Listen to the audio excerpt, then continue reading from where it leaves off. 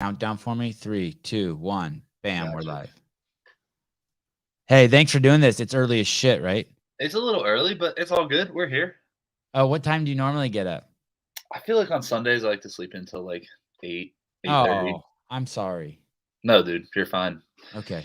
I love it. And I forgot that it was daylight savings time. I thought we lost. I always get confused. I thought we lost an hour, we gained an hour. So we're good. We got all the hours over here. Okay. I don't even it's weird back in the day when you were still in your dad's sack, we actually had to change our clocks. But Couldn't do now that. just your phone I don't even know. My phone just tells me. I'm just a tool of the man. I just what time is it? It's like when the microwave is like it will Oh. probably stay an hour ahead for the rest of the time. Oh, okay, right. There are things like that. Yeah. Same with me. I have like a bunch of clocks in my garage and they never I just like, oh, they'll be right again in 6 months. Exactly. Aren't they trying to do away with that? Like, isn't it kind of it's not that it's silly now, but it was like agricultural based, right? Like it was for the farmers and I think so. I heard that time change causes myocarditis. I saw an article yesterday. I don't know what that means. I mean, it's bad for your heart. Oh, well, Everything's bad for your heart these days. That's the new that makes thing. sense. Checks out. Yes. Dude, the stash is fire. Thank you, man. I just shaved everything up the other day. We're just rocking the stash for November. Microwave, oven, car. I think Arizona has never observed daylight savings. I think you're right. I think Arizona is just like, fuck you. Yeah, there's like a weird like vortex or something, like they call it the vortex. They're like they don't do it. So for like 6 months, I think though their clocks will be right and that we all fall back. I don't know. Sevan, my son says, "What's up, dude? Hey, what's up, dude? What's up, son? What's up, Mister Young Sedone Jr.?" And I already said the F word. If I would have known, I would have tried. I would have tried to hold it in. Seriously, I would have. Tell your son, do as I say, not as I do. Are you what? So are you chomping at the bit to get out there and compete? Yeah, I'm pretty excited. I got two competitions over the next 3 weeks or 2 weeks, really. I guess now, and I'm very very fired up for both of What, them. are you going to Australia? Yeah, Oh no shit! Who are you competing with? What team? compete with Con and Ricky. Oh my goodness, dude. Yeah. Yeah, so that'll be super fun. That kind of came about like super organically, but like everything fell into place really well. But yeah, I get to go down, throw down with them. Zalos games the weekend before. I fly out like the night of the last day of the Zalos games. So should be a fun couple weeks. I'm gonna pull up a calendar here. So where's it? Oh, it's over here. The Zealous games start on Friday or Saturday? I believe it's Saturday. Saturday and Sunday. They start on the 12th. And then you're saying on the night of the 13th, you cruise over to that little airport. What is it, McKellen? Yeah, McCarran. Right next to the gym. And then I go to LA, and then I go to Sydney. Wow. Speaking of time changes, like you either lose a day or gain a day. Yeah, I leave Sunday night and get there Tuesday morning. So and then I lose an entire day. You lose an entire day. And then that down under thing starts on the 18th? Yes. So you have the 16th, a Wednesday, and the 17th to unravel your sleep disorder. Yeah, it should be enough time, right? No. I know it's gonna be rough, but I wanted to make them both work. I wanted to do the Zalos games because I heard like there's so many good athletes coming and like a couple friends coming out, and yeah, it's just gonna be a good time. Plus, it's at our home gym. It's in Las Vegas. So I really appreciate you. I didn't know this until I'm sitting here looking at you, but I really appreciate you doing it. And I think it's a innovative event. I think it's different. It's the qualifiers before, or the broadcasted event is to hype it up, not the climax. I like the thought of that. I like the fact that it's just Jared, just one guy, just trying to pull this thing together. Well, obviously he has a team of guys, but he's trying to pull this together. It's all And it feels very communal in that sense, sort of like this podcast. Everyone who helps me on the podcast is just communal. Everyone's just diving. And I feel that way about the Zello games. And I'm glad he included us in it. I'm excited to see how we're going to fuck it up. I mean, enhance it. Yeah, I think it's super cool that you guys are part of it, part of the broadcast. Yeah, dude, it's just, and I get to see him like working his butt off and like how much time he puts into it. And because he's your housemate. He is my housemate. He's my flatmate. But did you feel obligated to do it because of that? No. Hopefully he didn't feel obligated to ask me because of that. Oh shit, I didn't even think about that. He didn't. So like out of pity, he's like, hell yeah, I've been talking about it a lot. Hey Matt, you want to do this? But yeah, man, it should be fun. Yeah. I think if you're talking about the season of CrossFit as well, like this is a very good step in the right direction for like a fully competitive season, like a fully competitive year, giving athletes like opportunities. You know, if you're not a top dog and you can't do Rogue or you can't travel to Dubai, it's like we have other competitions in the States. Yeah, I think it should be good. And to be honest, it gives all the people in sort of my little quadrant opportunities also, because all my numbers will skyrocket. Everyone who makes content, all of their numbers will skyrocket too. We'll cover this Morning Chalk Up, myself. I don't know if Nate Edwardson or Craig Ritchie or the Buttery Bros, I don't know what they're covering or Talking Elite Fitness, but anyone who covers it will get a boost in our numbers. So it opens up opportunities for us if we want them, just like it opens up opportunities for you. Vendors, all that shit. Yeah, because I feel like up until now, you really have the same kind of like 3 or 4 competitions that are bookmarked throughout the year, right? It's like Wodapalooza, semifinals, games, you know, Rogue. Like there are just certain bookmarks, and so it's nice to kind of add some of those in throughout the year. And he's paying and he's doing all the right things and making sure that this is going to be like. We'll see if he's going to pay. I don't trust nobody. No, dude, all that stuff. That is so for all the athletes, man. I didn't know if you wanted to talk about that. I saw something on it this morning, and I was like, wait, you saw something just about whether they're going to get paid or not? It was something talking about one of the European ones and like a spectator, like basically like based on capacity, based on how many people they bring in, that determines the prize pool. So if there's 60% capacity at an event, there's essentially no prize money, and if there's 100%, you know, like it varies based on that. But I think that's super interesting way to like force it back on the athletes is like, oh, if you don't promote it, right, if you don't promote this, if you don't do your job to entertain or like create a spectacle, create an event that people would want to come see, then you're not going to get paid. And it's like, is that on the athlete or is that on the venue, or not on the or is that on the person hosting? I probably fall. So I probably fall on a different side on both of those topics than you. I had Jack Farlow on, right? And it was really easy for me to say, hey, I have sympathy for the event organizers. And then I find out Jack won the event and didn't get his $5,000. And I'm like, ooh. And it was different looking into his eyes and being so as opposed to me being cavalier, being like, yeah, just have compassion. They couldn't afford it. But when the dude's sitting here right in front of me, it's like, dude, I went out there and I fucking won that. Yeah. Right.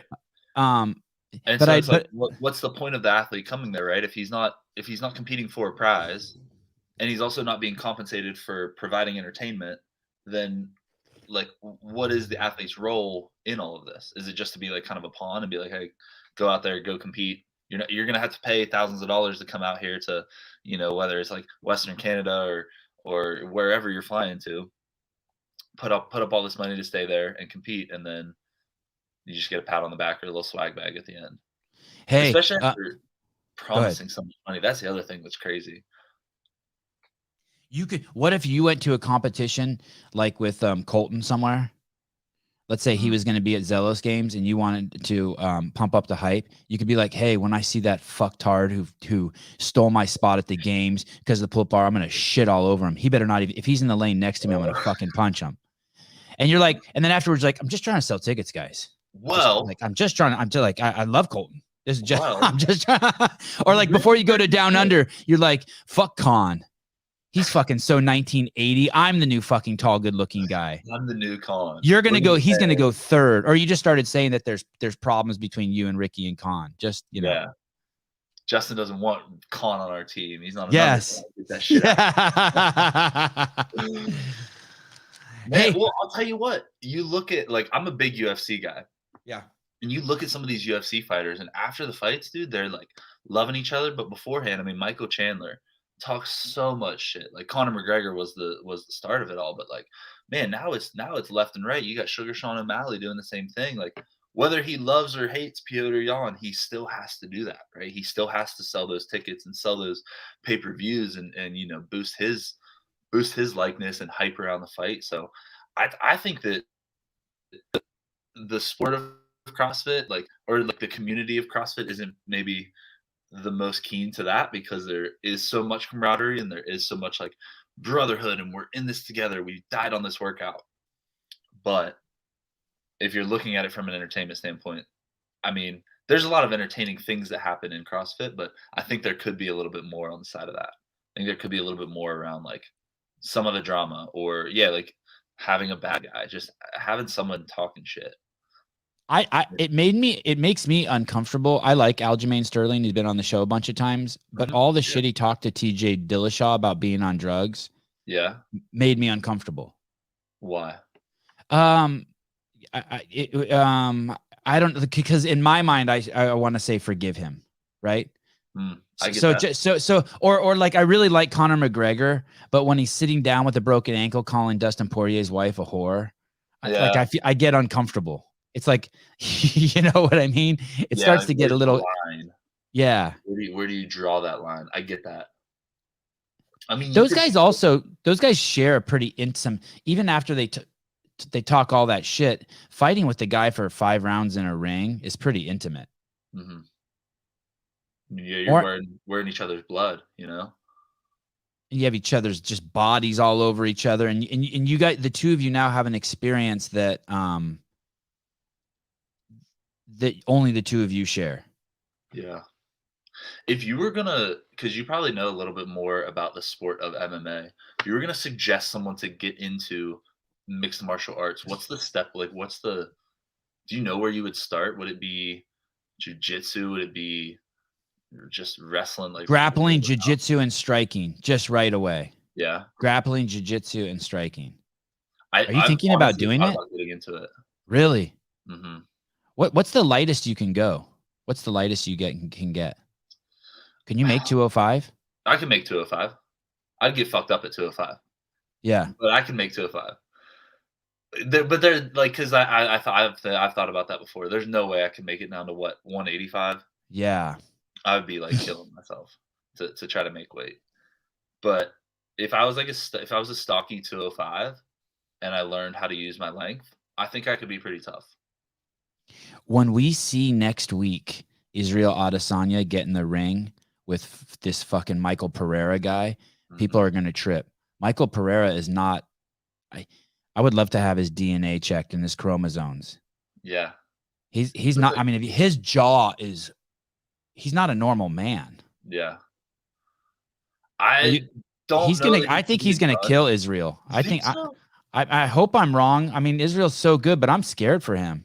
I think that guy is tough. Have you watched his fights? I have, but I kind of feel this way. I feel this way in CrossFit, right? You see these athletes that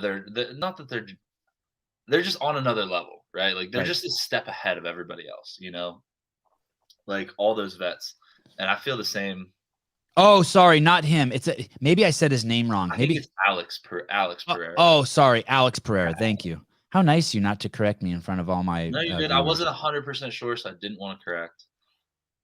That guy's great too, though. That guy Michael Pereira is a freak too. That guy fights at 171 and he looks like a 205 pounder. That guy's a freak. Sorry, go ahead. That's the other thing. When they walk around on fight day, holy. Yes, this guy. 6'4", and he's going to go down to 185. Yeah, well, I guess that would be what I would have to do. I'm 6'4", so I would have to lose 40 pounds, 35 pounds. I bet you your ass weighs 10 more pounds than this dude's ass. That's the problem with you CrossFitters. You guys all have these enormous fucking asses. Hey, thank you. You're But welcome. yeah, I'd You're probably have to welcome. do some. I doubt that they would hit that many weights. I feel like I've seen them train before. I mean, John Jones is doing it, right? Because he's trying to get up in weight. So he's squatting. He's putting some weight on those glutes. Yeah, yeah, he's a big fella now. You see pictures of him walking around. He's 260, 265. Like he's a man among boys when he comes back. Speaking of like you know, the hype around stuff that when there's confrontation and conflict, in your camp there was a lot of that. So, or just being around big powered people. So you had Bethany Shadburn, Carrie Pierce, and Danielle Brandon. You got these three people. There's tons of fucking noise around them always, whether it be Carrie launching a new business, Bethany and Carrie getting COVID, Danielle saying something that, you know, offends someone, or leaving your camp. And if you can manage that, and Carrie being the greatest American CrossFitter, you know, I didn't mean to just. I know there's a lot of stuff I forgot about, accolades that these For people have sure. that I forgot, but Carrie Pierce being the greatest female American CrossFitter who ever lived. If you can manage that, that's all good for you, right? Oh, and let's even throw this in here. You had, and I don't mean this as an insult, but the biggest thing that's happened around your name is the pull-up debacle. Is you and Colton's, you know, when you do the math, oh shit. Like we're talking seconds. If his feet wouldn't have scraped the ground and you give Matt Dlugos a half a second for everything, he goes to the games and Colton doesn't. So you have these stories that aren't the stories that you hear. Let's say the story around Rich Froning is his record, his 4 wins, or the story around Tia is, you know, her 6 wins. But you have these other athletes where there's noise around them that's not necessarily about their accolades, but just drama. But if you can manage that, that's got to be good, right? Yeah, I think so. Do you manage it well, you think? I think it depends on how you look at whatever you want to perceive as drama, right? Like everything goes through the lens that you look at the world. And so, you know, if I'm looking at like I don't look at the pull up the bar, or like I don't look at Granite Games as a loss and like having this huge drama, even though it was very upsetting at the time and it was something that, you know, sucked and you're mad at somebody, anybody, whatever. It's really I look at that, and then I even look at, you know, like looking within the camp whenever if there ever would be drama that would flare up, or if tensions were ever high, or there's just like you said, a lot of talk, a lot of energy, a lot of Yeah, buzz we spent happening 5 around. hours talking about you and Colton over 10 shows on my Yeah. show. Matt Dlugos. So your name's just constantly being said. Hmm. Yeah. No, for me, it's a I'm like, okay, that's cool. Like that tells me that I do, you know, belong there. Like that validates myself and my thoughts and what I'm doing every single day, and makes it a little bit easier to come back in and train for it. And so, you know, you got to just if I'm worried about that, or like if I looked at this year as only being ah shit, I could like if the pull up bar was a little bit higher, I could have had my dreams come true. Then I'll probably never be happy because I'm always looking at the outcome, which I know is a little bit different than talking about all the drama and talking about all that stuff. But I think the drama personally, is good for you as long as the drama is good for you because attention is good for everyone, right? Because it generates, you know, no eyeballs are publicity is good. bad publicity for sure. Yeah, but if you can't manage it, then it's bad. Yeah, it's like that pressure. If you want to perceive it as pressure, it's either going to make you like do well, like pop off, like do amazing things, or you're going to pop and be a dud, right? It's like if you can't handle that pressure, and I think that's the cool thing about, you know, having those high level athletes in the gym every single day it is almost like a high pressure situation, right? Like I'm always racing somebody. I always have somebody to push off of. So then whenever you get out there on the floor to compete, you look around and you're like, okay, these guys that I once put up on a pedestal are like fucking up how to tie their shoes in the back corner, right? Like they're asking me for a scoop of carbs. It's like they're normal dudes. It's Right. fine. Go compete against them. Go kick their ass. Like it's all good. Are you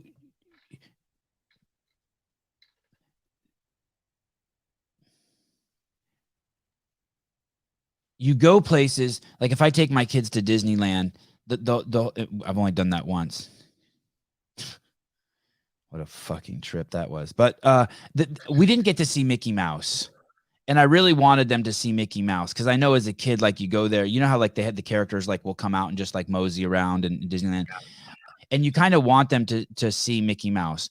Or I would have like in second grade, my best friend was Jeff Holman, and I remember the days like if he wasn't there, like he stayed home sick. I was bummed. Like I would look around the classroom for him to make eye contact with him, and be like, "Oh, today's gonna be good. We're gonna fuck around." But when you lose Danielle, Bethany, and Carrie, three of the highest profile athletes in the sport, does it make going to the gym less interesting for you, or is there kind of almost a relief? How does that affect the dynamic of the gym? Or like when even someone like Ricky comes in, you know, like when he shows up, does it do the opposite where you're like, oh fuck, Ricky's gonna be here this week. This is gonna be dope. I will tell you, I get excited whenever Ricky comes in because I like Ricky a lot. He's just a good dude and a good person to train with, and that's kind of the attitude. Anytime that we have somebody come in, is that we're always just like, most of the time, people know, somebody else, and there's always good words about them. So you're excited to have, drop-ins. You're excited to have this athlete come in or this guy come stop by for a week or whatever. As far as like a day to day the day-to-day difference with the superstars being gone. Well, I mean, recently, Carrie was training for Legends at Rogue, so she had been back, so that's been kind of fun to have her back in the gym. And honestly, like, we do have such a good group down here, and it's so easy to walk into the gym on like any given Wednesday, and the energy to just be crazy. So I could see maybe from an outsider standpoint, right? If you're dropping into Las Vegas, you want to see the girls, you wanted to go to the gym that they trained at, all that, But for us doing it day after day, like we still have such a great energy. We still have like such good camaraderie. Everybody loves each other. Everybody's still cheering each other on, watching each other do cool shit. So, you know, for us, I don't really feel like much skipped a beat. I feel like things kind of continued on because it's one of those deals, right? Where like you can't control it. I can't say, oh, this person should stay, oh, this person shouldn't have left. Like, you know, water under the bridge, all that stuff happened. So it's like, hey, let's make the best of this situation. We don't have the dogs, we don't have the top, people that we once had, but we still push, we can still get better. Mike, thanks, brother. I appreciate it a lot. Mike Sedone. My kid plays tennis, and there's him and another boy are the two best kids in this class. And then you in kids tennis, you graduate based on the speed of the balls. So they have balls filled with the yellow ball is like the balls you see the pros play with, and then there's like 3 or 4 balls that don't bounce as much, but get more and more bounce as it goes on. So what it does is it allows the kids to get all over the court faster, because if you're 5 years old, you have to play on a smaller court with a ball that doesn't bounce as much so you can get it right. So there's 2 kids, my kid and this other kid, and they're the 2 best kids in the class. And my kid's a little bit older than the other kid, 6 months older. And my kid just graduated. And the teacher said, hey, I'm graduating your kid first. And then because he's a little more mature than the other kid. And then I'm going to graduate him, but I'm going to give this kid 6 months to be the leader so he can see what it's like to dominate, but also he can show his leadership to the team. When someone like Carrie leaves, who's I'm guessing the most senior person in the gym, and then Bethany, does there become like a vacuum that you, as probably the best or one of the best male athletes there, has to kind of step up into, where you're like, okay, I have to change a little bit. I have to kind of become more motherly. I think that whenever you look at how leadership is displayed, how I mean it is different based on the person, right? We have vocal leaders and we have leaders by example. And whenever I came into this situation, I was the baby. I had I had a little bit of competitive experience, but not to the level of Bethany, Tola, Danielle, or Carrie. So I was like, let me go stand in the back and be as far away from everything else as I can, and I'm just gonna watch what they do and watch how they act and all that kind of stuff. And the one thing that I realized about, about Carrie and Bethany is that they are professionals when it comes to this. Like they are like rhythmic machines. They would come in, put their bags down, start stretching, start foam rolling, start mobilizing, get on a bike. Like they would start their warm up. They would start their working sets. They would like move from one piece to the next. And there was never like a, hey, okay, guys, like, are we ready to start back squatting? Let's go. So that's not the type of leadership that I've seen, right? Like Justin has more of a vocal leadership role for us. He's firing us up. He's setting intentions for the day. He's making sure that we know what we're doing. But I think like where I want to be a leader is like I want the guys at the gym or the girls at the gym, the people at the gym to be like, I want to work like he does. Like I want to like look at him. He came in, he got straight to work, or he's look at him getting after his accessory work, or look, he's dying on this skill piece. Like he's really pushing it. That's what I need to do to get there, because that's what I've seen Carrie do, and that's what I've seen Bethany do. And that's kind of a healthy kind of pressure, right? Leverage kind of your ego a little bit, or who you want to present yourself to be. That also makes you a better athlete. Yeah, because I think you're constantly saying like, well, is somebody watching? Like you don't take reps off, you don't take sets off, because you're like, well, I have 15 other people in this gym that, whether I think they notice me or not, maybe they do, right? Maybe they see me not doing accessory and just leaving after the gym or leaving after the Metcon, right? And then they're going to think that's okay. And then that's the bar that I've now set for any athlete that's coming into the gym, because like it's also a weird spot for me too, right? Like I was talking about all those athletes that are no longer here. So, as far as like the original gang, like I'm kind of the last one that is still out here. And so Has Tola been there longer than you? No, I haven't seen Tola for a little while, I'll be honest. Okay. How about Scuds? Does she train in-house? She does. She got out here in about August. So she's been out here for a little over a year. I'm coming up on 2 years of being out here.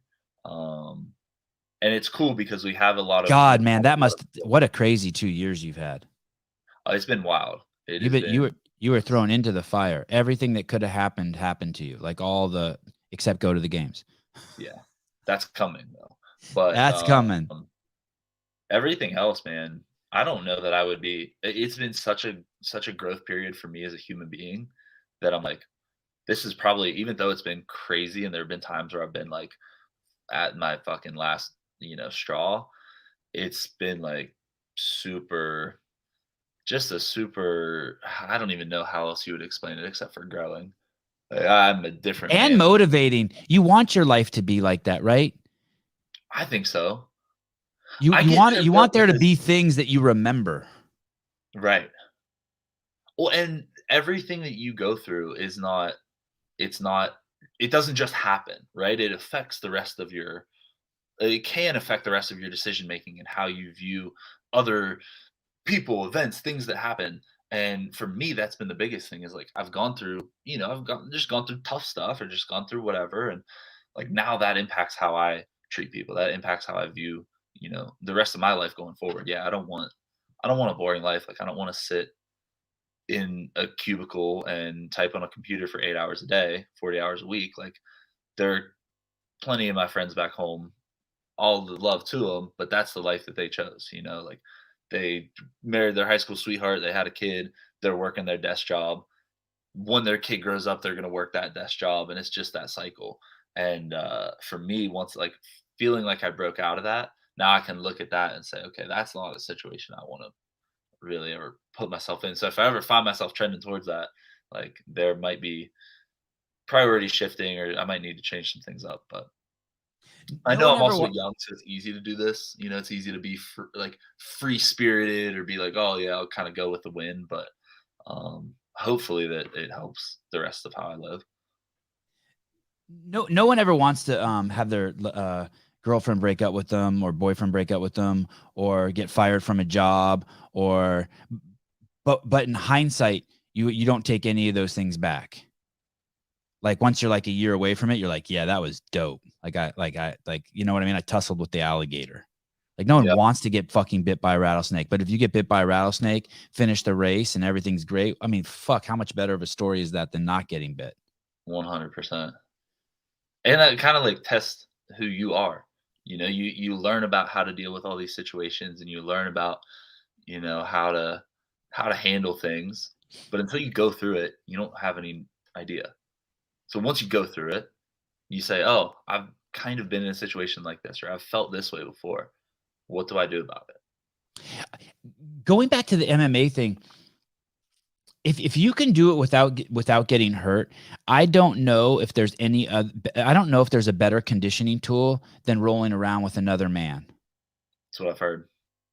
I And, get so scared about my knees. That's literally like the only thing that's like held me back from really I want to learn the basics of it, but I've seen videos of guys that just roll the wrong way, or somebody does something that they shouldn't while you're rolling, and it's an ACL or an MCL or a meniscus. And I'm like, if I did that, and like, I mean, I sacrificed a lot coming out here.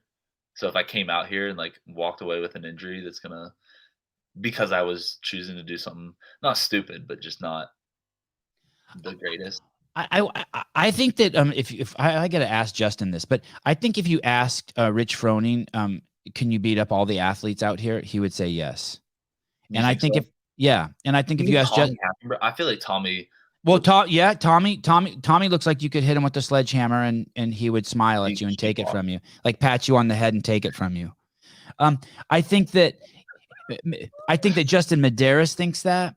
I think that Matt Fraser thinks that. I think, and I haven't asked these guys that. I think that Ricky would have no problem fucking wrestling any three guys on the team. Go ahead, line up over there. I'll get to you guys. probably And it doesn't matter whether it's true. I right. wonder, you know what I mean? Like at the end of the day, that's got to be some sort of added confidence to know, like, hey, I could just come over to your lane and push you over, dickhead. Like, just a mental. Do you think you need to have like fighting experience to have that, or is that No, I don't think Matt has any fighting experience, but I don't think Matt has any fear like that. Yeah.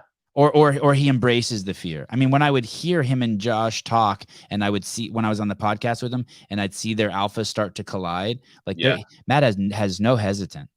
There's no back down. No, I think that is 100% the way to be. Why would you walk into a competition and be like, "Oh yeah, all these guys could fuck me up. Right. All Right. these guys could beat me. Oh yeah, look at this guy. Oh, I'm scared." Like Ricky looks like he wouldn't hesitate. I don't know if pull knife, but he looks like he would headbutt someone. those Aussies, yeah, I don't know if they use knives, but I'm sure that he would tussle with anybody. He's another one. I wonder, like I said, I love Ricky, but if you were trying to make this an entertaining sport, and you were somebody like Pat Vellner, wouldn't you talk all the shit in the world to Ricky coming in? Oh, and Pat's probably so good at talking shit. He's so witty. Dude, think about their Trash Talk Thursdays. Oh my gosh. I love watching those, keeping up with them. But that was like hey, like just on camera, they're lined up together, and you mean just Pat just walk over to him, and everyone in the fans like, what's he doing? And he whispers something in Ricky's ear, and he just whispers, "I'm sorry," and then everyone's like, "I wonder what he said. I wonder what he said." Yeah. And then afterwards, or like Gordon Ryan was like folding. Do you know who Gordon Ryan is? Yeah. He was writing down on a piece of paper the movie was going to submit a guy in, put in an envelope, and give it to the judges, and it would say open after the event. It's like, oh god, that's baller. Yeah. So what if? I mean, that would be. I mean, it's not a dick move if Fellner were to do that. Walk over to him with an envelope like second place, and it just says second place, or give him like a second place medal. Imagine hands him the third place trophy and be like, "You took this from me, bitch." And everyone would be talking about it. Oh, that would be amazing if he did that, Matt. That would be amazing. Hey, this was yours. Bro, I mean, like, not that they miss, but man. And it's not dickish. It's just head fucking. Yeah, and that's what it is. Because some guys can't handle that, like that pressure. They're already feeling that pressure, and you come in and you're all cavalier, and you're like, yeah, talking your shit, guys, weaker men will fall easily. Going back to the thing with like people who take sort of that role, that leadership role, Ariel Lowen, for instance, said that Danny Spiegel took her under her wing. Like basically, like she showed up late, and Danny was like, "Hey, dude, ride with me." Or to go along with that thing with Danny Spiegel, Alex Gazan said that would say, "Hey, Danny Spiegel took her under her wing." And I think I saw a post interview with Olivia Kerstetter. Danny Spiegel kind of took me under her wing, you know. And whenever I see her out there on the floor, she's doing something like after the event. I see her touching the other athletes or hugging them or smiling to them or going over to them. I'm assuming it's kind of like that in the gym too, that those are also moments that, I mean, you can clearly show that she's showing her. It's very kind. It's cool. I like seeing it as a fan. It makes me think that, you know, you like to see at the end of the fight that the athletes come together. But in the gym, it can be like that too, right? Yeah. It can be after a workout or. Yeah, very frequently. I feel like there's a lot of times I like to try to have a touch point with everybody. Whether that's just to come up and be like, "Oh, so and so's back was bothering them. Hey, how did these movements feel on your back? Like how did it hold up today during this workout?" Right? Like making them feel like they can talk about their workout experience and share whatever they want to share, whether they're frustrated or sad, right? Because like I know how that is. You know, I carry workouts with me or a little bit. You know, I'll let it. I'll have feelings about a workout and be like, oh fuck, that felt really good. Oh, I wish I could have pushed this more. Blah blah blah. So to like talk about that is super cool. And you know, to give other people the opportunity to talk about it, and especially with like some of the younger athletes. You know, we have a lot of younger people in our gym, and so talking to them about, oh hey, how did this go for you? Oh, how'd you break these up? You know, like letting them feel heard, and also, you know, giving whatever input I can. I know I'm not a games athlete, but giving whatever input that we can to help these younger people go.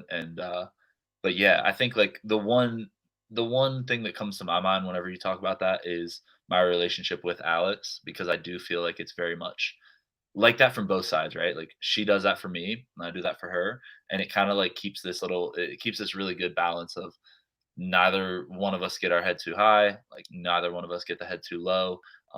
If there are, you know, like I can tell when she's frustrated, I can tell when she's mad, and just the simplest like walking over, giving a little high five, like, hey, you got this, or hey, you okay? You want to go talk? Like just that little bit of communication can go a long way, right? Because they don't need to talk to you right away. They don't need to trust you immediately, but when they feel safe enough to be able to, I say that, I take a step back. I think our sport is, you know, it's kind of vulnerable what we do, right? Like you put yourself on the line every day. You're pushing yourself to get better with no guarantee of anything in return. Like there's all this sacrifice and there's nothing guaranteed. And so when you're going through that alone, it can feel very scary, and it can feel, you know, isolating, and you can get into your own head a lot if you are inexperienced with that. So especially whenever I see these younger athletes going through it, and you know they're real beat up after a workout and they're carrying it with them for the rest of the day, it's like we got to go have a talk, because this is like kind of all you're going to be doing is just workouts and workouts and workouts. Like you're going to be beating yourself up. So there's no time for negative talk. There's no time for like feeling sorry for yourself and, you know, feeling like the world's against you, all that kind of crap.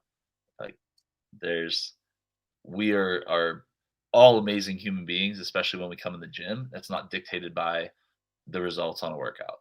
So sooner that you know that, easier that it becomes to, you know, feel better and feel like you can push. It's also a trip. I had never thought of this. You just kind of inspired this. In this sport, the loser can win. So you can take all second places or all third places and come out CrossFit Games champion. Mm-hmm. And so you can't be mad at yourself. There's victories even when you lose. No one else sees it, but you individually have to keep that in mind, right? You finish third in an event and it's like, fuck, I won. It was a victory. Right. No one else sees it that way, but you have to remind yourself of that, right? Whereas in MMA or soccer or baseball or football, if you lost, you lost. Yeah. I think I like golf a lot because the similarities are there. Yes, Oh, the sport is like if you tough. look at each hole, as a Yeah. game. Yeah. Like if we're playing a golf hole, like let's say I par the hole, but I like hit one way right into the rough under a tree and I knock another one out and then like it does I guess maybe more of what I'm saying though is it doesn't matter what you do on a golf hole or what I do on a golf hole. My golf swing is not affected by your golf swing. Uh-huh. You could drive one straight down the middle, put it on the green in regulation, two putt, walk out with a par. I could go all over the course, and lip in a 30 footer for par, and we're still even. We're still did the same thing. And what I'm trying to say with that is that you could go out on a workout and you could do your best and you could crush the workout, and it could be a 25th place. It's all your race. It's all you versus you. And that's another tough thing for people to see, right? Because every other sport is not like that. It's always, well, I have to beat this person. This person's really good at this, so I have to be better than them here, or I have to do my wall balls faster. That's not the case, in my opinion, at least. Like if Spieler I, said that the reason he said that the reason why he likes he came from a wrestling background. He liked CrossFit because no one was trying to stop him from doing what he needed to do. And then he also said that that's why he preferred body weight movements because he saw the weights as trying to stop him from what he was trying to do. And I thought that was fascinating. I wonder if that's why so many people think that see CrossFit is not a sport. Like they can't get their head wrapped around it. Although for some reason they accept, the javelin and the marathon. I mean, if the yeah, marathon's a sport, fuck, CrossFit's a super sport. right. Um, but I wonder if that's why, because there's no one directly like, you guys don't push each other down. You don't try to hold each other back. Could you imagine if it was just like everyone started at like a little point, and then it was just whoever gets to lane one first gets to use that shit, and people would just like I would be throwing so many elbows, it's not even funny. As you were saying that, I was picturing an event where you needed to grab an implement and the implements were 100 yards away, 110 yards away, 120 yards away, 130. So it rewarded the guy who was ever faster Mhm. and punished the guy who was the slowest. Yeah. But you could But, just do that, but put the implement in the middle and put all 30 or 40 right. guys in a circle, and it's like, okay, Someone would get hurt. whoever gets to the dumbbell first gets to use it, they do well in this workout. No, Um, I get that though. That does make sense, but I think that that's the coolest. Like you look at some of the cool sports that you have and you see these people who are pushing the physical, bounds of what is capable of a human. And yeah, like all the track and field, all the biking, like man, watching the Tour de France and you watch these guys just like sell their souls on some of these like hills or some of these like long courses. You're like, they're not really getting in the way of each other. There is some the strategy in tour play. is kind of cool though that they do have teams that fuck with each other. That shit's cool. That part is cool. I would say the best example, but I get that. Yeah. I think CrossFit's really cool as a sport. I just don't know if maybe like the understanding is there from the public. It's like if you're watching somebody throw a javelin, you're watching I don't mean to like simplify it, but you're watching somebody throw the spear, right? And Right, right, that's right, not you can see it. You can be like, "Oh, they threw it further. They did better."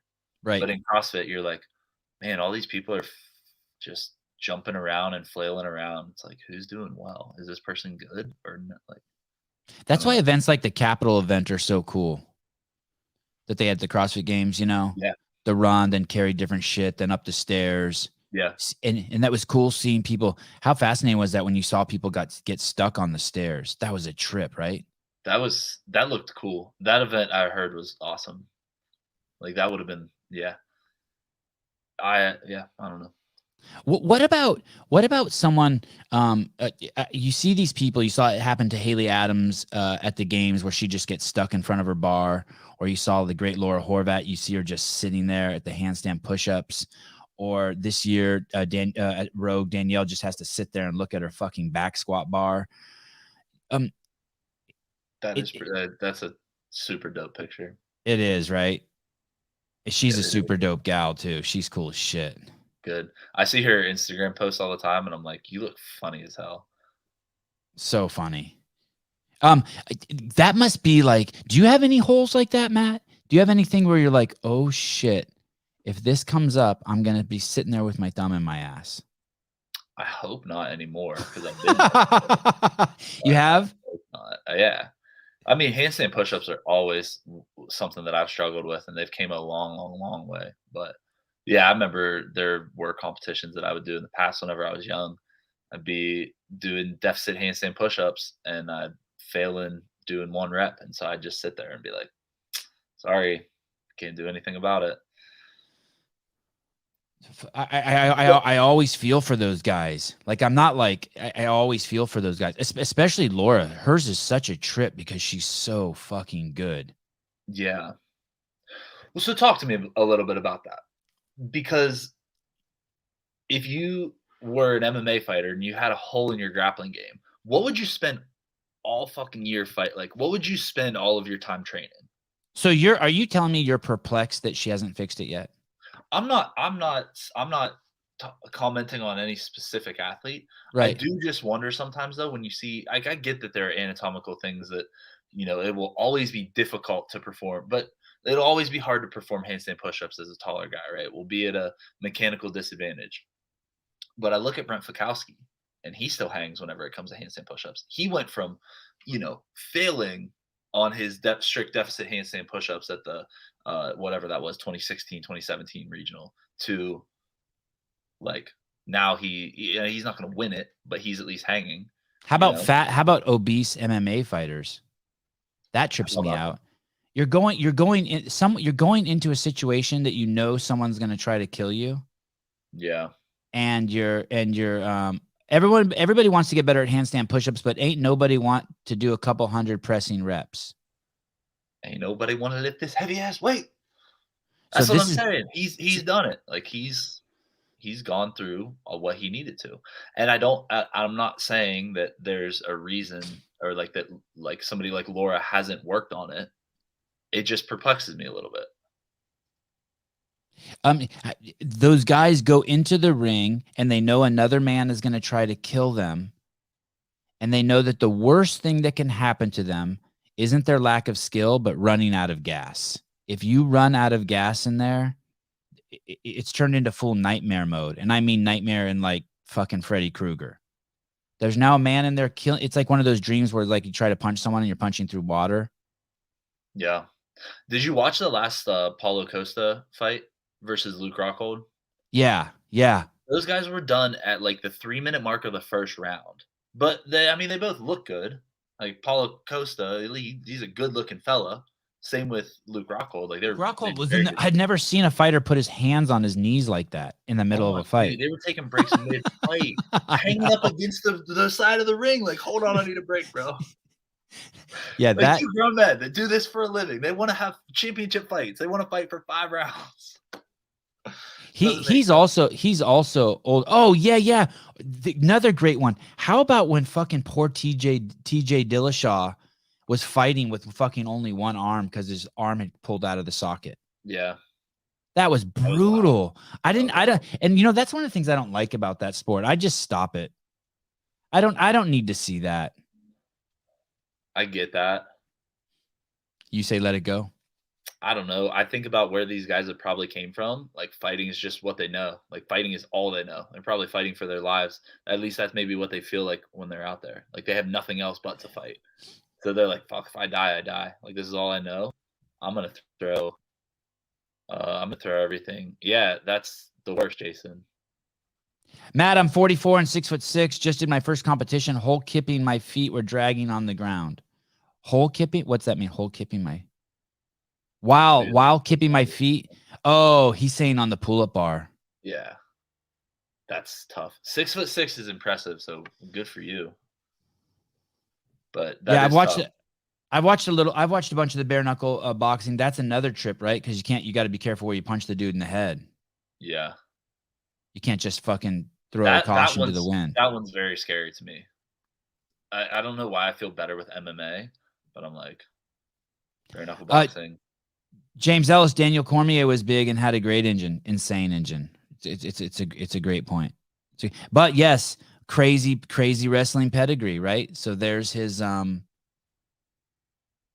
Oh, you said this earlier. I wanted to say, I think just as grappling would be a really great conditioning tool for anything else, I think CrossFit would be an awesome training tool for MMA. I mean, all obviously, I would those have to learn guys, the skills. whether they admit it or not, all those guys do CrossFit. Yeah, yeah. Yeah.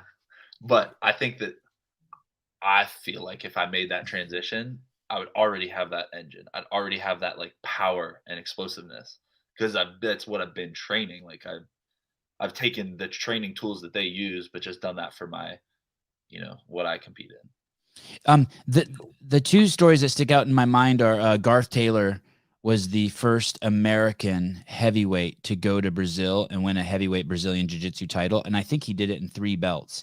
And he always took second place when he'd go down there. And then in 2000 or 1999, he met Greg Glassman, and Greg had him do CrossFit for a year, and he won fucking 3 titles. That's crazy. And there's St. Jude Hospital. Mm-hmm. Many years ago, I met their general counsel there, and he was a black belt in karate, and he couldn't win a fucking tournament. And he started CrossFit and started winning every single tournament. So, for sure. Easily. I think I think we both think CrossFit's amazing. I don't think I think that there are problems in the delivery sometimes, but I think as a methodology, hands down. You mean people go to the gym and get the wrong experience? Is that what you mean by in delivery? Yeah. For sure. Yeah. Yep. It's the same with everything, right? And so it's hard not to let that happen, but unfortunately it does, and unfortunately it leaves people with like a taste in their mouth of, oh, I'm not going to do this again. I'm not going to go back to CrossFit. But right. But yeah, I've been thinking about that a lot. Also, about people, I see people say negative stuff about CrossFit, and it's always these really like superficial fringe things, but they get so many views on the internet. Whereas I did an interview the other day with a blind lady, and at 26 years old, she was still embarrassed that she was blind and never wanted to tell anyone she was blind. And her first day going into the CrossFit gym, the way the community treated her made her never be embarrassed to be blind again. And now she's a fucking games athlete, adaptive games athlete. And she's beautiful and her body's insane. And she was like, I think she was like dying of autoimmune disease and all this shit.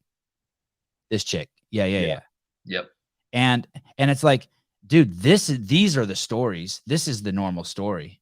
Or I had another affiliate owner on, Michael Schindeldecker, and they have these programs for juvenile delinquents, like kids who get into crime. They have running programs, weightlifting programs, and they never worked, and no one could figure out why. This guy started the program in a CrossFit gym.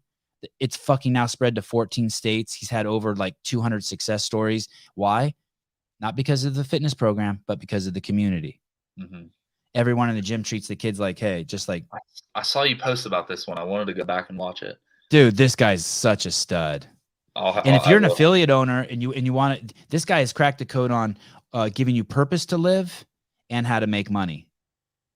But he never talks about either of those. But when you watch it, you'll be like, oh shit. I actually was kind of a little envious of him. I'm like, wow, he has a lot of purpose in his life. That's really cool to see. And so there's all these other people. You're right. So these people have these bad experiences, and then that window might close for them, right? Because they put their hand up to it. Yeah. I have conversations with people that are like, oh, I tried CrossFit. It just wasn't for me. I'm like, what part? Like, what part wasn't for you? Was it like getting better wasn't for you? Like getting right. Having friends? Like, what? I don't know. But I have also, though, I've seen those stories of people that come in and, it's their foundations class and their coach is 10 minutes late. And then they're just like, oh, yep, do this. Oh, yep, that looks good. Okay, have fun. Go after this workout. Right. And they're there for a week, and then it's not a good story. Right. Which is so bad. It's kind of like picking an apple off your tree when it's little and not ripe, and then telling the rest of the world that apples taste horrible. Right. It's like, dude, That thing wasn't ready. That thing wasn't right. You're not telling the truth. 100%. And then everyone who never eats apples the rest of their life misses out. I And like you that don't metaphor. always. It can feel clicky whenever you come into CrossFit, right? Like you can see the community from the outside standing in, and you're like, oh, like they didn't want to accept me, or oh, like look at what they're doing, they didn't talk to me. It's like, no, you just maybe like give it an honest chance. Go introduce yourself to somebody. Like I know that you're new, but like we were all, but that's the cool thing, right? It's like we were all those people once. So that's always, anytime I see somebody new in the gym, I try to go say hi, or I try to go say, "Oh, cool. Like, what brought you here? Like, what are you? Why are you doing CrossFit? How'd you hear about this? Like, oh, that's awesome. It's really, really cool. We can continue to share this experience." And I think that that's even important for competitors to do the same thing, because For if we're sure. talking about leadership, when you have a group of elite athletes that are young adults and they have these really buff and muscular bodies, and you walk around doing really cool shit like walking up a handstand obstacle. When you have a normal mom or somebody who just got done, working their professional job, come in and they see that, they're like, "Oh shoot, I can't talk to that person like that, or that person's they're so much better than me, or they stay off in the corner. They don't come talk to us." Um, and then you get this bad rap, and then you get people that don't like the competitors at their gym because they have a bad experience. And to me, we wouldn't have a sport if it weren't for those people that are coming in day after day. I don't know if I've talked about this before, but we wouldn't have a sport if it weren't for those guys. 100%. 100%. No ifs, ands, or buts about it. No. And so when you're above talking to a class member, or you're too cool to say hey or say anything to the people that are coaching the classes, no, that's not it. That's not what we are. I And remember in Carson one year, a bunch of the athletes had got there, and it wasn't a competition day, and they were all in this area, and there were shitloads of fans around, right? And they were separated by like a gate or something, or a chain link fence. I can't remember. And Jason Kalipa went over there and started talking to them. And I remember Travis Bajent was there, and he was one of the commentators, and he starts yelling at all the athletes, "Get the fuck over there and talk to the people. What are you guys doing? Stop it." And it's not because the athletes are assholes. They're just people too. They're nervous. They're shy. They're overwhelmed. But you're right. You have to, as the athlete, you have to push through those discomforts, because they will be perceived from everyone else that you're a stuck-up douche. And that's not good for anyone. Push through it and go over there, have the uncomfortable conversation. No one likes to talk to strangers, but just go over and do it. Say hi. Mom comes in with the kid. Go over and say hi to the kid. Like, yeah, it's so easy. All you gotta do is say hi. Yeah, like, give them like a, "Hey, great job on that workout." I don't yeah, like. Sometimes I won't know their name until the third time I see them, but I'm just like, "Oh, hey, what's up?" Like, yeah. good job If on you that. forget someone's name, just ask them. Sorry, I forget your name. It's okay. Easily. Everyone does. Yeah. If someone But yeah, takes like you're offense to saying, that, you can, if you already have a bad view of CrossFit because you see it on TV and you see these guys doing crazy things, and then you walk into a gym and you see those guys that are doing crazy things, not talking to anybody or only talking to each other, there becomes such a disconnect. right, And right. I don't think that that is where our sport needs to be, And truthfully, when you walk out of a CrossFit gym, how many other people are getting recognized, right? Like if Rich Froning was in Las Vegas and was like walking around the Las Vegas Whole Foods, do you think a lot of people would stop him and recognize him, or do you think he'd probably be able to go in and out? And what I'm trying to say, Maybe the casino, no one would recognize him. Whole Foods, though, it's a fucking little maybe mecca those of hot streaks. yeah. What do you think? Do you think he gets recognized a lot? I don't think there's any famous people in our ecosystem, by the way. Don't get me Right. wrong. I So don't think that's what there's I'm saying. one famous person in our ecosystem. I it was really cool hanging out with Noah, because that would happen sometimes where there Mhm. would be people that would know Noah through Miami, like just wherever, but it was like places that he would go. But it wasn't to the point where it's like, Hey, and Noah's earned that, right? He's oh, for so sure. charming. He's so nice. He's so not. He's so there's no selfishness with his time. No. When you talk about like those guys that are mentors, like Yeah, the two guys for me that came to mind were Colin and Noah for sure. I awesome mean, like, it's dudes. just Love both of them. so cool that I'm able to like call them friends now. But yeah, such great dudes. So you'll do Zelos games, then you'll do the Down Under, and then what's next? Start looking at the Open? Wadapalooza. Wadapalooza. Oh, you're busy. Yeah. Individual or We have a team. can you tell me who's on that team? I think I can. I don't know. Yeah, I think I can. It's me, Ricky, and Tim Paulson. Oh wow, dude. Yeah, so we're hoping Another for great guy. Workouts. We're hoping to break every assault bike they have or echo bike. Do you know Tim Paulson? Nope. No. Oh, how fun. He I'm seems cool as excited. shit. Yeah, the little bit I've interacted with him, he seems cool as shit. Yeah, I ran into his dad at like a Dick's Sporting Goods in Minneapolis because we were both buying turf shoes for the last event of our of Granite Games. But seems like a super cool guy, and Justin knows him from way back, and Justin has a lot of good things to say about him. I'm like, hell yeah, this will be a fun team. Awesome. Final question: How much stress with Zelos games? Can you just chill, or do you feel the mounting stress like just any other competition, or can you just be like, hey, this is kind of more like a exhibition? It'll be interesting since it is in our home gym to see how I feel on game day. But I'm looking at all the other guys that come out here, like, they're coming to take what I want. Like I can't just rest on my laurels anymore. And especially with these guys, right? Like there's going to be 12 guys that are all highly competitive, like that have all either been to the games or have been really, really close to the game. So it's gonna be legit for sure. I don't Awesome. think it's like stress high. I think it's like I'm excited. Would you like to say hi to Alex before you leave? Alex Gazan? Yeah, that one. The She's on next? fascinating, the ever fascinating. Yeah, I want to say hi to Alex.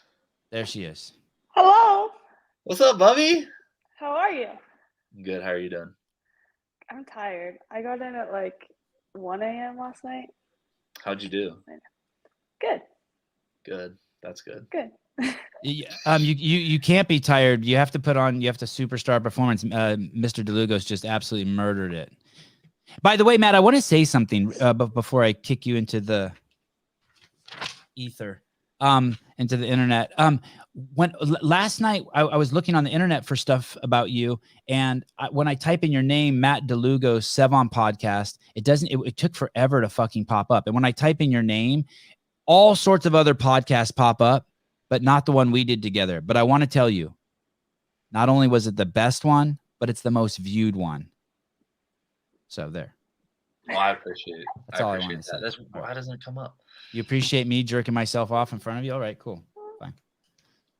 Telling you how great I am. I just appreciate you having me on, even though I saw it was at like midnight my time that you were looking at stuff. So what the hell time were you? Yeah. I was up late. I was up late. Yeah, I was up so late last night. That's funny. All right, man. I'll be talking to you as the week goes on. I'm sure I'll talk to you Friday, Saturday. We'll be bugging you on the live feed. Okay, sounds good. Are you going to a Friendsgiving? Yeah, I'll be down there. Then I'll see you in a couple hours. All right, sounds good. Bye. Later, brother. Hey. Yo, how's it going? Awesome. Thanks for doing this. Oh, of course. Anytime. For what's Friendsgiving?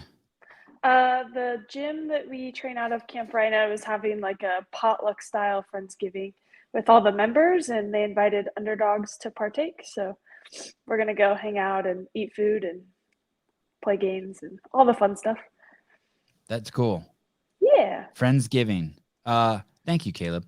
Thanksgiving celebration with one's friends, even if they have different political views. Oh. No, I made that up. As opposed to one's family. Zelos games. Yeah. Before we go there, did you watch Rogue? I did watch Rogue. You did? Mm-hmm. Why did you watch it? Was it torture? No. Watching it was it was kind of fun just to watch it and enjoy the spectating side of the competition. I definitely had the ebbs and flows of oh, I should have done the qualifier, and then oh, I'm so glad I didn't do the qualifier. All the different feelings. Do you watch it like you're to enjoy it as a sporting event, or are you in student mode? You're studying. Both. Both. Yeah. I feel like it's rare you get to just watch and enjoy a competition because usually you're in it. So like it is fun to just appreciate the sport for what it is and like spectate. But then of course you're like, okay, like what are these girls up to? Like, and then you also are learning while watching.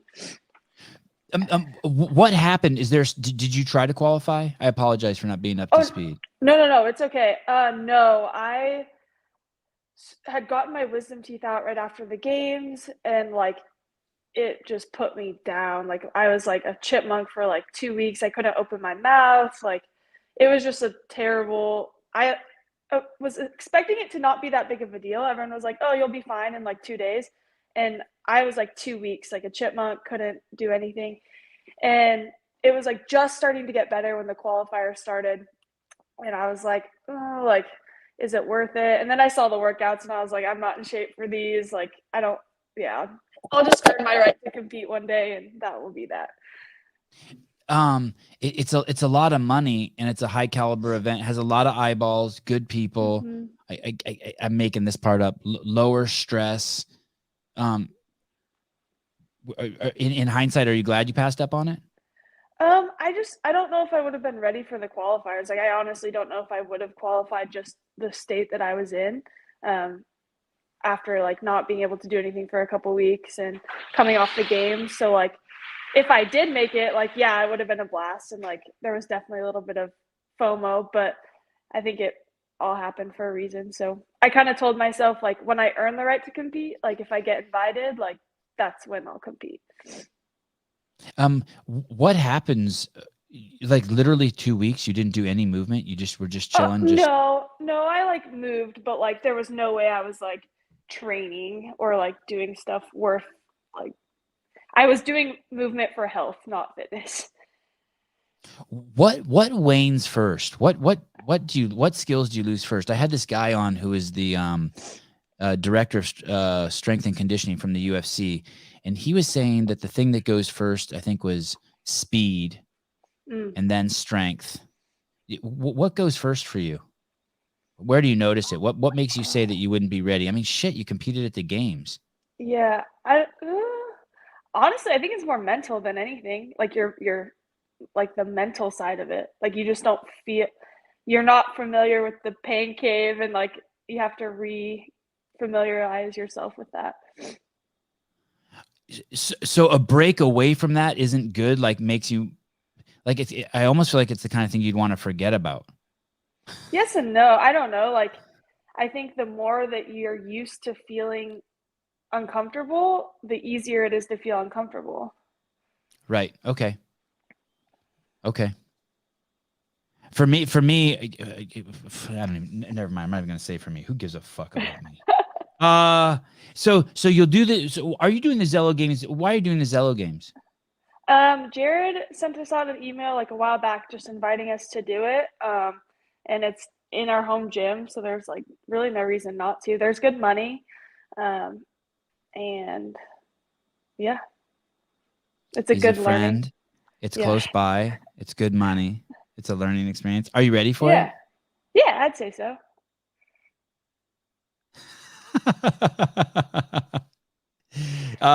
In the mouth is all better. The wisdom teeth are all better. Everything's good. Yeah, after like 2 weeks, like the swelling was all gone, but it was like almost a month where this was like the width I could open my mouth, and that was it. Shit. Like if Matt was still on here, like we went to lunch a little bit after, and he was like laughing at me because I was like shoving like the food in my mouth because I couldn't. It was terrible. Hey, did you lose a lot of weight during that time? Not wanting to eat, not being able to eat? Not really. I mean, probably like I usually fluctuate within like 5 pounds, so I probably lost like a little bit, but it came back quickly. How long have you been at Underdogs Athletics? A little over a year now. I started last September. If you haven't seen the original podcast I did with Alex Gazan, that's who you're staring at right now in the blue shirt. It's probably one of the best podcasts guests I've ever had on. She absolutely murdered it. She was so fucking cool. The comments were off the chart. I highly recommend. It's worth getting to know her. Thank you.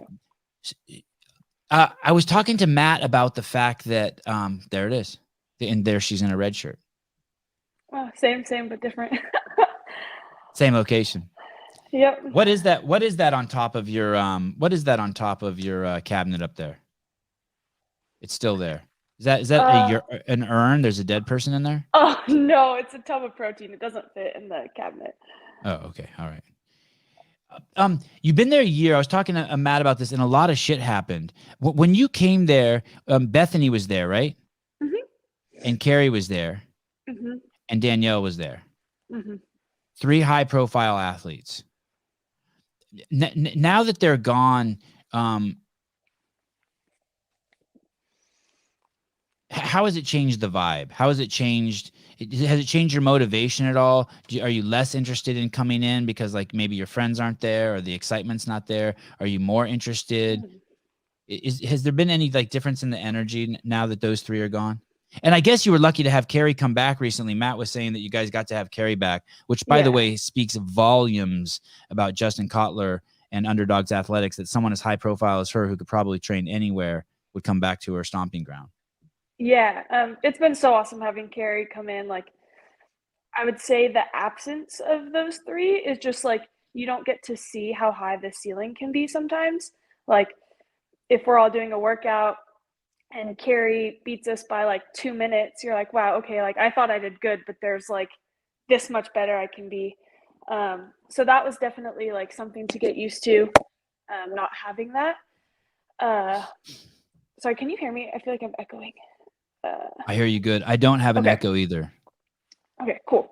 And then I would say like since it all happened kind of gradually, like there wasn't this like shock factor of like, oh, training's different. I feel like it just slowly kind of evolved into what it is now. And I mean, I'm just as excited, if not more, to go to the gym every day. I feel like throughout the year, like my relationship with Justin and Ashley has grown, and my relationship with Allie and Kyra and Matt, and like just because Bethany and Danielle aren't there anymore, like we still have a really good and competitive and like growth focused camp. I don't know. I'm like almost like more excited too, just because like you start to see the progress and you see the change, and then you're like, okay, like if that happened in a year, like what's next? I saw you had oh shit, Caleb, sorry. I didn't put a link for you. I saw you had a 400-pound deadlift the other day. Yeah. How crazy is that? I'll show you on my fridge, or I don't know if I can flip my camera mid thing. Probably not. I'll walk over. I have a little like goals thing on my fridge, and I wrote that on there like last year. And so it's really cool to cross it off.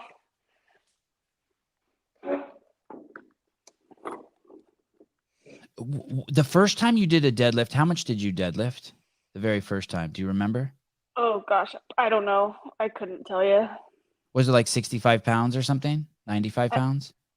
I mean, I remember like doing some workouts at the CrossFit Viento where I started, and I'm sure like I lifted like the 155. Like I would have done RX for the workout. So I don't know. I mean, I've probably 155. Wow. Okay. And how old were you? When I started, I was 16. And I never really maxed out until probably I was like 17. And do you remember what your max was then? I think I hit like 315 or 320. Oh my goodness. Oh my goodness. That is just nuts. Do you always do deadlifting barefoot? Yeah. Oh, I mean, yes, I try to. I like it barefoot. Do you do a lot of your workouts barefoot? A lot of I back squat barefoot and I deadlift barefoot. How about any actual workouts? No, because in a competition you have to wear shoes. So. Right. Makes total sense. Whose idea was it to go for a? Yeah, this is nuts too. So that's a Strix press at 170 pounds. Do you like that movement? I love that movement. You do? Yeah. What are you focusing on when you do that? Are you focusing on a muscle group? It's kind of counterintuitive, but like squeezing my butt. Okay. 'Cause, So that's just a like, cue for you. Squeeze your butt and the rest yeah, of the shit from there just lines up. yeah, because like my arms are pretty strong, so as long as I like stay in a vertical like plane, then I'm fine. Like Um, and look how far back you lean back in that too. I wonder if you would have just murdered the log press. I was watching that, I was like, oh, because I mean, obviously technique is super important with Olympic lifting, and it's something I've been working on for a long time. So the log press looked a lot more just like brute strength focused. It looked fun. That would have been something cool to try. Hey, is that leaning back farther than most people? How you lean back like that? Is that you're getting into your chest there? Is that why you're doing that? I don't know. I feel like it's just a natural position for me. Uh, I mean, my back, you can't really tell because of my t-shirt, but I try not to like arch my low back too much. But yeah, I lean a little more probably to engage my pecs. God, that is so crazy that you strict press 170. Thank you. Absolutely nuts. And this is all hard work. This is all just grinding. How many hours a day are you in the gym? Um, I say this with a grain of salt because I don't want people to take it the wrong way. We're in there from like 11:30 to like 3:30 or 4 for like our main session, but like there's a lot of um, time in between. Like you're like eating a snack, you're transitioning. When I was younger, I'd hear athletes say that or like say like they work out 7-8 hours a day, and I was like, oh my gosh.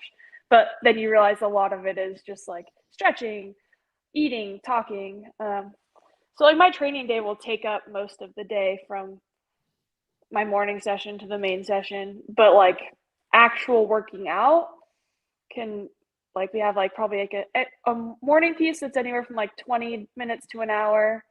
We have lifting that takes probably like an hour. A metcon that can take anywhere from like 4 minutes to 20 minutes, and then accessory work that takes like anywhere from 20 minutes to 45 minutes. Like it just depends, but um, I'm there for most of the day. Do you ever cool down? I've been trying to, like, something we've been doing after workouts is like sitting on a bike for like 5 minutes, just spinning. After like a No, but I session. mean like really cool down. Maybe you can't get cooled down at your age. I mean, in that time, are you ready to go the whole time? Like, do you ever Oh, or are you warm the whole time? Like at any moment, if someone switched the programming on you, could you just pivot and do anything once you get warm? um, After, let's say by noon, if you get there at 11, from noon until the time you leave, are you like, you can go? I would yes and no. Like Do I you feel ever like warm there's up twice? I guess is what I'm asking. Sorry. Do you ever have to sometimes like yes. warm up, cool down, and then have to warm up again? Yes, sometimes. Like if we have like say the lifting and the metcon takes a while, just like depending on what it is, like sometimes like, oh, I want a snack. Like I need to take a break before I do like my skill and accessory. So then I'll like do a mini re-warm up or something. At Rogue this year, there was I think it was a 7-round event. I can't remember. Someone will tell us Mm-hmm. in the comments. But Roman didn't have the. I mean, he was amazing. I'm not dogging him, but he had a performance that didn't like live up to, I guess, what some people thought he was going to do. And when they interviewed him about it, he said it was because he didn't fuel properly right before Mm, the event. Is that? And yeah. I was calling bullshit on that, but now I'm hearing you talk. Is that real? Oh, Like I'm he just said sure. he said he just didn't have enough carbs. Yeah, I'm sure. Especially like I was telling Jake, I felt like that event, Rogue, honestly, like the programming and the intensity of it, like it looked more physically taxing than the games just because it was so much, like so quickly and so heavy. And I'm sure lots of athletes, if they weren't like shoving carbs down their throat, were feeling, I mean, you're going to feel like trash no matter what, but like I'm sure it was really easy to mess that one up. For fuel. Mm-hmm. Oh, I'm so glad to hear you say that. That's crazy. That I Yeah. think that's something that like someone like me doesn't understand because I never put myself in that situation. I mean, rarely. Like I have to like not eat for like fucking 10 hours before I would Yeah. notice something like that. Well, like if you think about it, their glycogen stores were probably are like they were probably gone by day one just because of all the heavy lifting, like the back squats, like that's so much out of you. And um, if you're not like on top of your carbohydrates, like, and you're like I said, you're gonna feel like shit no matter what. So he might have just been feeling the whole weekend, but food, I feel like, definitely would play a big part in that. And that affects your recovery too. So not necessarily for that event, but if you didn't eat the day before well, then you're kind of already setting yourself up for like a bad day. Like you get into a hole and it can be hard to get out. Yeah. Travis from Vindicate, I want to work out with them just for the snack breaks. They're not that exciting. I'm paraphrasing, but when you talk about your games experience, you sort of couch it with there wasn't a lot of pressure on you because it was your first games and you were just excited to be there. That was maybe enough. As you start prepping to go, as you start seeing the Open pop up on the calendar, do you feel like this year is going to be different for you, that there's going to be new levels of stress, that you kind of set the bar for yourself to get to the games, and there's going to be some unexpected like psychological pieces that roll up? I'm sure, like with anything, like I remember my first semifinal, I didn't feel pressure. And then the second, like last year at Granite Games, I felt a ton of pressure. So I'm sure there will be that shift. But I thoroughly enjoyed my CrossFit experience by being able to like not stress about the leaderboard and just like look at everything as a learning opportunity. So I would love to take as much of that with me as I can for next year, but there's more pressure. Like I have bigger goals for myself. Like I don't want to go and get 24th again. Like I want to make some moves. And so with that comes more pressure. Are you spending a shitload of time on your weaknesses? Yeah. Well, I mean, yes, like our programming is pretty like well-rounded, and like I'm doing a lot more high volume chest to bar and toes to bar, like things that typically would have hurt me are getting better. So, when you say well-rounded, so you don't work on your weaknesses, like specifically, or I just feel like we always have, like the programming's just like they always hit on it, and now it's just a little extra. So like where I used to maybe do chest to bar and toes to bar once a week, now I'm doing it twice a week. But it's not like, oh, let's throw everything else out the window and you're going to do that 4 days a week. It's smart. It's like you're still working on the things you're good at while chipping away at the weaknesses. are you spending all your time in Vegas? Yeah, I mean, I went to Oregon for a few days for my brother's birthday last month, but like otherwise I'm here. Are you liking it? Yeah, I love the sunshine. I like that it stays warm for a lot longer. Since you went to the games, I'm guessing there's been more attention put on you. A little bit, yeah. Have there been any challenges in managing that attention? More DMs, more calls, more maybe sponsor obligations? Any difficulties with that? No, it's actually been really nice. Like having some sponsorship opportunities come up has been really exciting, just because when you're in that limbo period where like you're still working and training, like it's a lot more stressful. So hopefully getting to a place where I can just train full time without having to coach as often or focus on like financial stuff is really, really exciting. And as far as like attention, like not much has changed. Like, I mean, CrossFit's like small. You go to the grocery store, no one knows who you are. Like it's Right. really irrelevant. How is Jake living in? Jake's your husband. Yes. And is he living in Vegas also with you? Oh yeah, he's finally home. So he was gone for his work season until pretty much almost till the beginning of September. So he's back. We're back living together, and yeah. And he fits in smoothly. He doesn't come home and you're like, it doesn't fuck with your routines, or he like puts the oatmeal in the wrong drawer or something like that.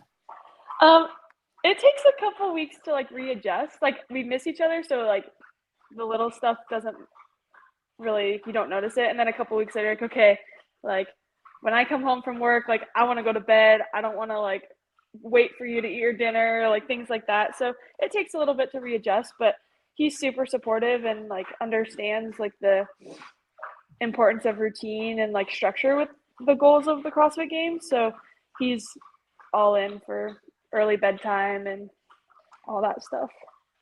Is that a dog drinking water? Oh my gosh, can you hear her? Yeah. I mean, it's okay. Yeah, she's drinking water. That's a thirsty dog. What kind of dog is that? Luna, we got her from the pound like a month ago. Luna, come here. Come here. She's so cute. I love her. You wanted to complicate your life. It was too easy, so you got a dog. No, she's so sweet. Oh, she is cute. Wow. And get this. So she got adopted from the pound and then brought back. So they adopted her and then didn't know they couldn't have like a large dog breed. And she got brought back. So when we went and saw her, she was just this like little, I mean, not little puppy. She was like 10, 11 months, but like a little sad puppy. And she's just so great. Wow. Congratulations. Thank Next you. year, guys are going to end up having a kid. Careful. Oh, I mean, the baby fever comes and goes, but then I like sleep too much. I'm too selfish. Oh, that dog has some. That's the dog I just saw. Yeah. That dog has some Great Dane in it. Yeah, we think so. So that was like the day we got her. Her coat was missing. Like she really had a ton of like patches and yeah. Wow. How big is that dog? I mean, she's tall, but she's pretty light. Like you can lift her up pretty easy. Who is Duke? Duke was my baby. He passed away right after the games. Oh, I'm so sorry. Shit. That's okay. So- That was like so you had another. Oh, go ahead. You had another dog. Yeah, Duke was my baby. That was another reason I didn't do Rogue. Like, I was so excited for the off season. Like, I'd never had one before because I'd never like trained through the games, and I was like, oh, this is gonna be so cool. Like, Jake and I are gonna like go to classes. We'll go on hikes. Like, we'll like hang out. And I got home from the games. Jake went right back to work. Like, he wasn't able to be off, which normally he is. I got my wisdom teeth out, and my dog passed away. I was like, oh my gosh, this is like the worst idea. How of old an was the off-season. dog? He was 6. He was or 7 maybe. He was young, but it was unexpected. He got heat stroke, and yeah. Oh shit. Vegas killed him. Mhm. It was Oh god. like it was terrible. Oh my goodness, that's such a beautiful dog. Holy cow. He was such a good boy. You're coaching. Sorry? Sorry. No, it's okay. No more. Yeah, bring the dog up one more time. Let's see if she cries complete. No. You're coaching at the gym. Yes. How is that? You digging it? Yeah, I love coaching. Sorry. Yeah. Do you have a nutritional consultant business? You do. You do nutritional consulting? Not really. Like I do it, but I don't like promote it or it's like one of those things like if I have a person at the gym that wants nutrition coaching, like I'll pick them up, but I don't like go seek clients. Okay. So back to the coaching. How often are you coaching? Right now, like 3 nights a week. I do the night classes. And are you So and you do like it? Yeah, I do. I mean, I don't love getting home late, but like I think there's something really special like being involved with the gym community.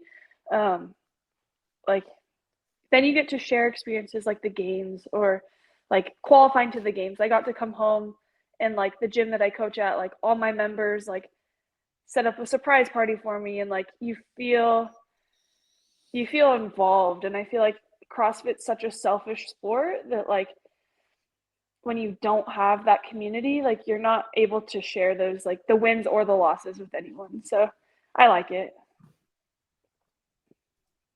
Come on, Sevan, know the room. Sheesh. It's okay. It's okay. I love talking about him. He was a good dog. He was a really good dog.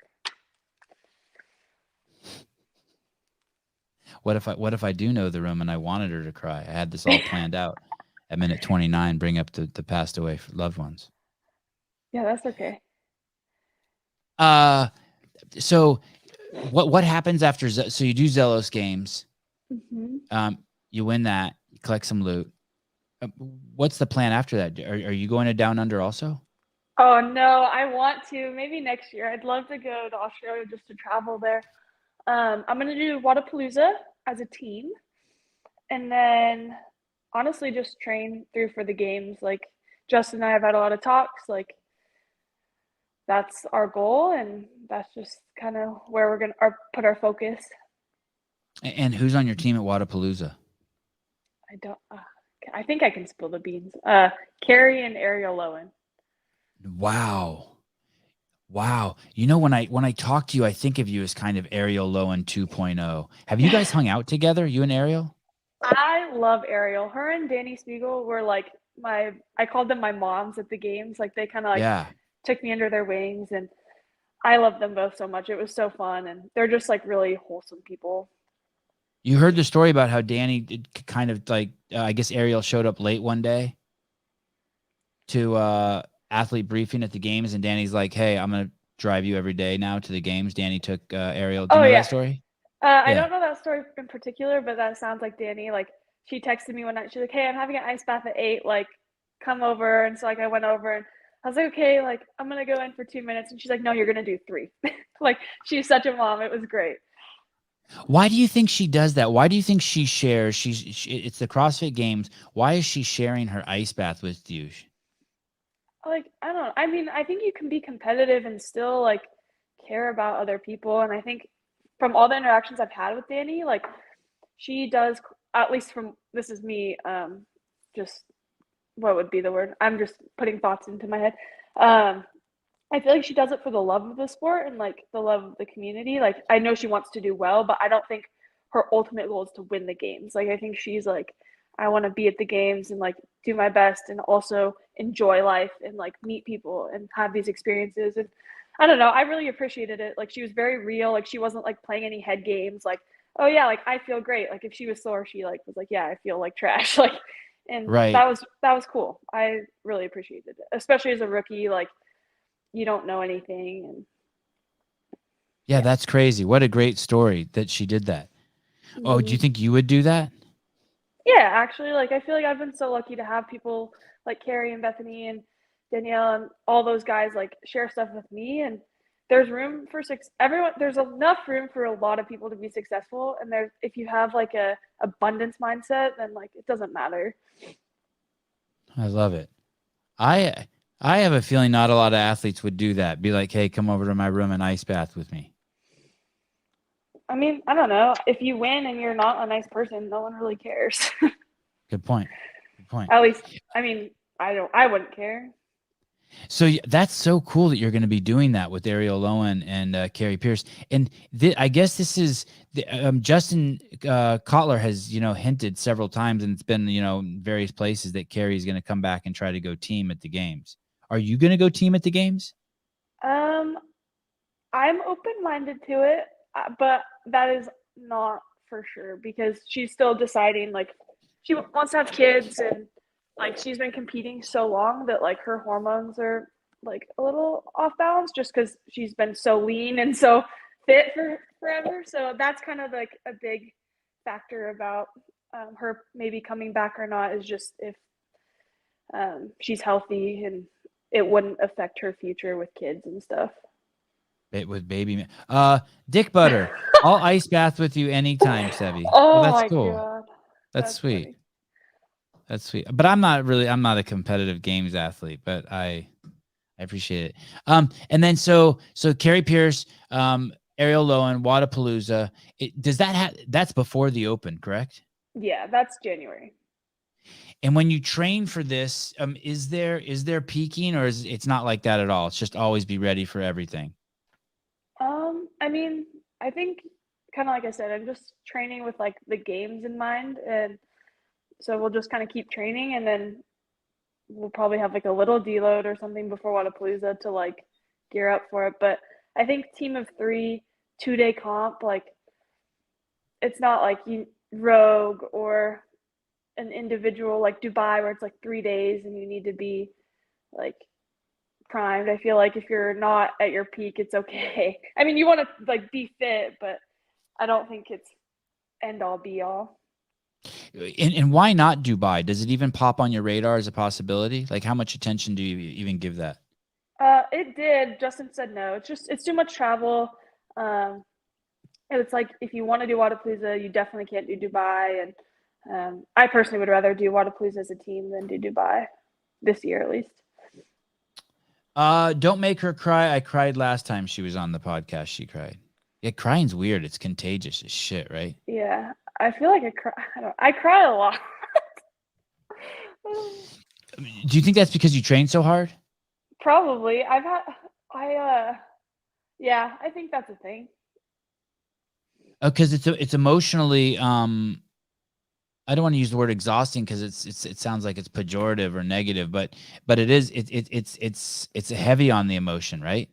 Yeah, I think it's funny because you'll just have like, say there's like a hard workout and like you're fine with it, like you're totally fine with like being in the pain cave and like doing the work, but your body, like sometimes I'll just literally start crying and I'm like, Justin, I promise I'm fine. I'm just like, this is just happening. It's Right. not me. I never thought of this before, but it's almost like after the games are over and like so this year there was this programming that was unique to the games this year, and we had Adrian there, and some athletes would post stuff, and it's almost like I don't think people realize how taxing the games are emotionally on athletes, and maybe they shouldn't post for like 3 or 4 days what their thoughts are about the games, because they're in such a vulnerable and emotionally volatile spot that it's like they probably are going to post things that they don't even really mean. Yeah, I You think know what I mean? because I was in a more like learning mindset and just like I'm here to experience it. I feel like I was able to stay pretty even keel throughout the week. But I would reflect back on like Granite games where I was very like my emotions were up, down. And yeah, it's a lot. Do you have a good cry after the games? Like just go up to your room like before did you go to the party that night? We like went and said hi, but I was so tired. Right. I think Right. yeah, we went and said hi and then went to bed. But do you ever just sit there like did you have a good cry after the games, like not because it's sad or anything, but just like a release? I didn't cry after the games, but I cried after Granite games a bit. Did you make it? Did you have to go through the last chance qualifier? No, I made it through Granite games. That's why it was like probably a lot more emotional. What place did you take? 4th. And who took 5th? Emily Rolfe. Oh wow! And who took 3rd? I don't remember the order. I know Mal got 1st, and then I think Amanda, and then Danny. Oh shit! So you even come from the same region as Danny? Yeah, that's where I kind of like met her. Well, I had met her before, but like that's when I first like actually interacted with her more. So then the games was like, okay, like I know Danny. Oh, what about the way it's working this year? Do you like the format changes? Honestly, okay, you'll have to refresh me. It's 2 semifinals now. I have no fucking idea. I was hoping you'd carry Okay. the show. Yes, 2 Sorry. semifinals. No. It's my fault. I Caleb, don't laugh. Don't laugh. Yeah, 2 semifinals. Two North American semifinals. Caleb, do you know? Someone tell us. So you don't care. think it's So two. I guess go ahead. 2 North American semifinals and then whatever else the rest of the world does.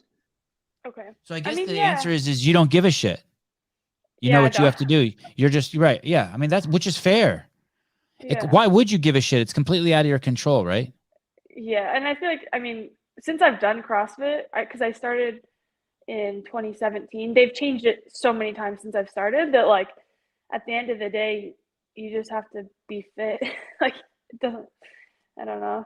I think the logistics, like they can matter, but not to the point of trumping your fitness. I think the eyeballs on it this year may be bigger than ever, and it's going to be more grandiose than ever. And the reason why is because so many fucking people are going to be qualifying out of these regions, and there's going to be so many pipe hitters there. And I think the coverage is probably going to be the best, and I think it's going to be just absolutely nuts. And I think people's feelings are also going to get hurt. I think it's going to be a fist fight down there. I think something hard that I didn't have to do last year that we would all have to do this year is luckily all the girls at our camp got split up for the 4 semifinals last year. But this year we'll all be together because we're all on the West Coast. So that will be a little interesting. I mean, I don't expect anything bad. We're all very cordial and want the best for each other, but that will definitely be an interesting change. How many aspiring games athletes are in the Underdogs Athletics corral?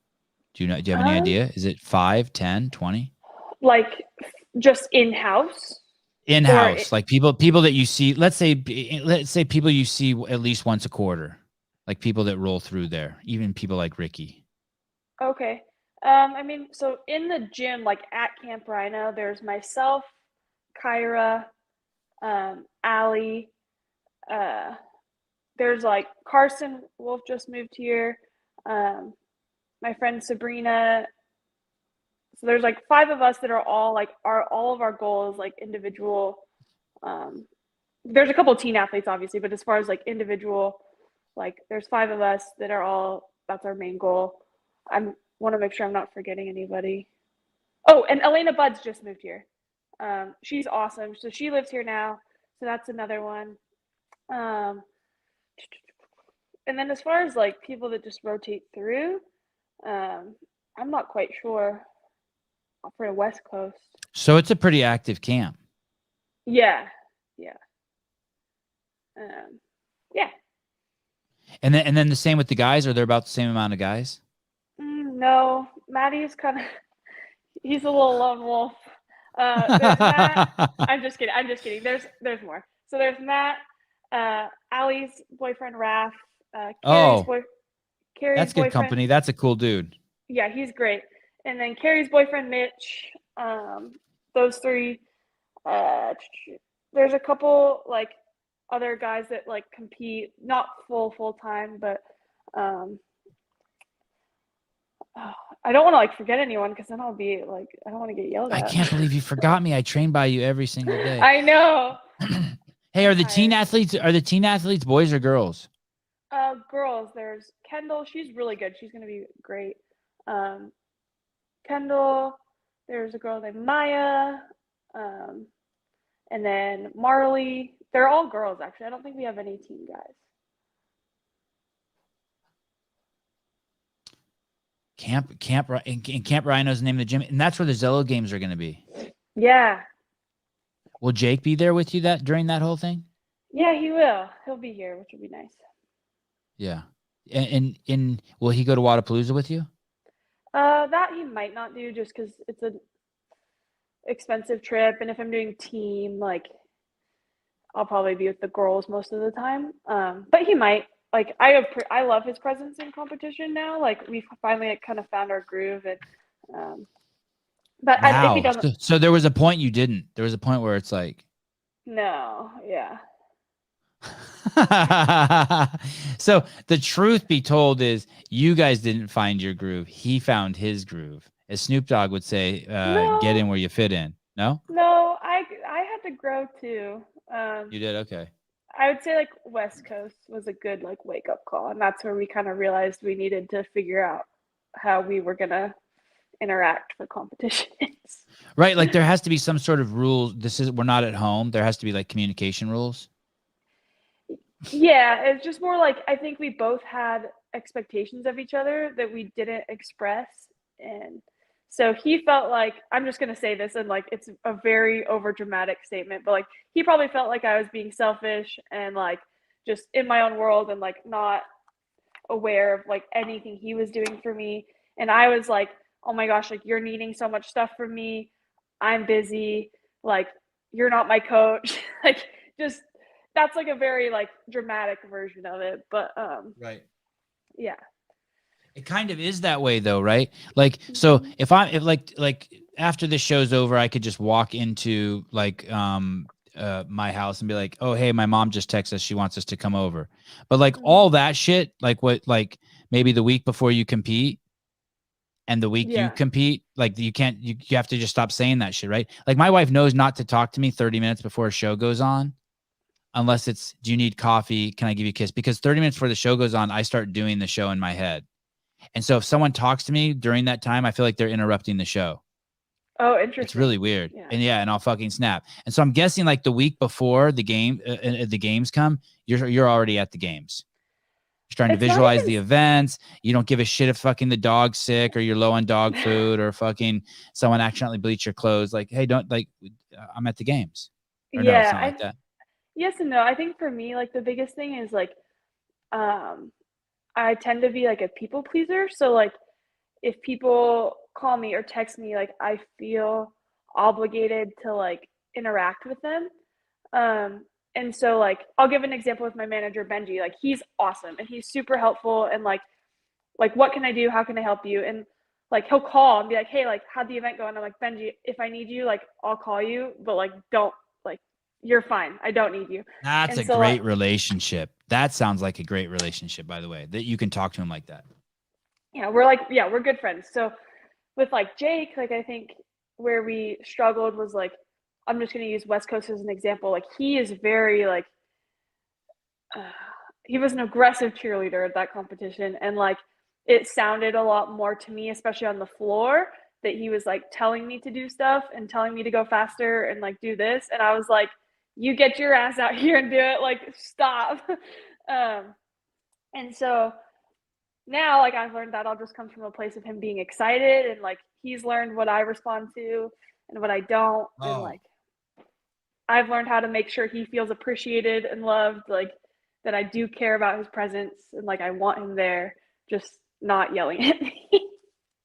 You know, when I was cheering, we did a show and Andrew Hiller just broke out and did Heavy Grace in the middle of the show. That's awesome. And I was cheering him on, and Taylor Self was on the show too. And he said basically like if I would like if you were cheering me on like that, I'd tell you shut the fuck up. That's hilarious. And yeah, different strokes for different. So basically he's figuring out what you need to make help your performance. Hey, that people pleaser thing is fucking I wonder how you're gonna manage that, because I've gotten better. I've gotten a lot better. Like I'm like even DMs, right? That I mean To use something superficial, like do you feel like you have to respond to everyone who DMs you? No, I mean like if it's someone good. like if I met someone like at a competition and they're like, hey, like so nice to meet you, like I'll try to respond to stuff like that. But if it's like some random stranger that's like, hey, I'm like, okay, like that's I don't need to respond to that. But yeah, I've gotten a lot better. Like I used to say yes to everything, even if it was inconvenient, and like now I'm learning to say no to hanging out with a friend, like even if I want to, but like if it's not the right choice, like it's okay to say no. As someone who interacts with a lot of athletes, I want to tell you it's perfectly okay to ghost people.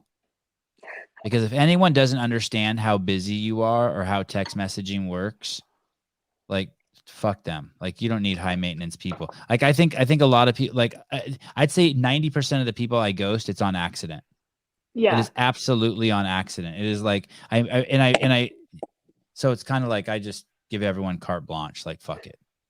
Yeah, I mean, I don't know. I don't I guess at that point it's not even ghosting. It's just like, hey, I got overwhelmed and you got pushed down into fucking like 400 texts down below, and now I can't find you.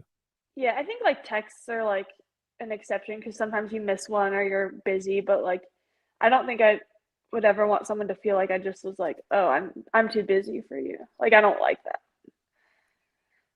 Yeah, fuck them. Because that's not how you feel. No, I don't. So if they feel that, because like, I mean, I have that shit with my fucking parents. So check this out. My wife would always FaceTime my dad in Armenia when I'm in the podcast because they're 12 hours difference. Mm-hmm. So then my dad tells my mom that I'm avoiding him and I never come on the FaceTime calls. Oh, and he's pissed at me. And it's like, yeah, dude, like I would love to see you. You're my dad. I would love to see you.